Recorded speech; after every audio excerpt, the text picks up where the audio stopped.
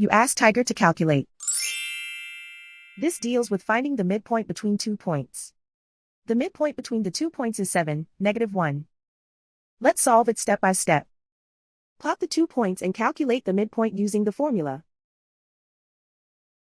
The coordinates of point 1 are, x1 equals 5, y1 equals -6. The coordinates of point 2 are, x2 equals 9, y2 equals 4. PM represents the midpoint of the 2 points.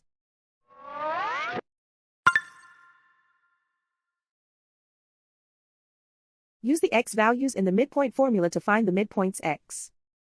x1 equals 5.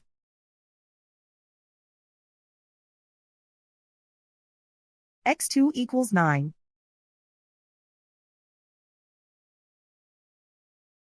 Simplify the arithmetic.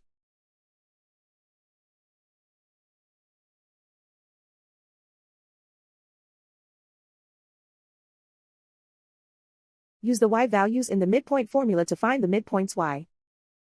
y1 equals -6.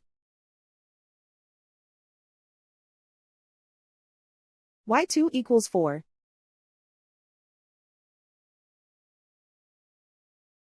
Simplify the arithmetic.